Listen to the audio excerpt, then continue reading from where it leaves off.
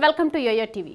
July నెలాఖరుకు తెలంగాణ బీజేపీకి కొత్త అధ్యక్షుడిని ప్రకటిస్తామని లీకులు ఇచ్చిన హైకమాండ్ ఆగస్టు మాసం వచ్చేసినా ప్రెసిడెంట్ పోస్టుపై ఎటూ తేల్చుకోలేకపోయింది.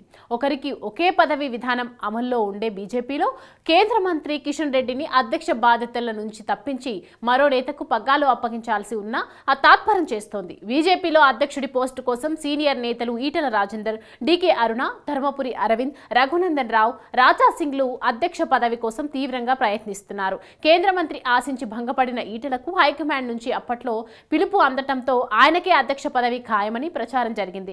అధిష్టానం కూడా ఈ దిశగా లీకులు ఇవ్వడంతో కొంతమంది నేతల నుంచి అభ్యంతరాలు వ్యక్తమయ్యాయి.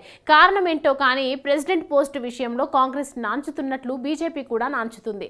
అధ్యక్షుడి నియామకంలో బీజేపీలో ఏకాభిప్రాయం కుదరకపోవడం, త్వరలోనే స్థానిక సంస్థల ఎన్నికలకు వెళ్లాలని రాష్ట్ర ప్రభుత్వం భావిస్తుండటంతో బీజేపీ రాష్ట్ర పగ్గాలు ఎవరికి అప్పగించాలనే విషయంలో వేచి చూస్తున్నట్లుగా తెలుస్తోంది. ప్రెసిడెంట్ పోస్టు కోసం పార్టీలో పోటీ అధికంగా ఉండటం, స్థానిక సంస్థల ఎన్నికలు సమీపిస్తున్న నేపథ్యంలో రాష్ట్ర పగ్గాలు అప్పగింత పార్టీలో వివాదాలు, విభేదాలకు కారణమవుతుందా అని హైకమాండ్ ఆగిపోయిందా, మరేదైనా కారణమా అని పార్టీలో గుసగుసలు వినిపిస్తున్నాయి.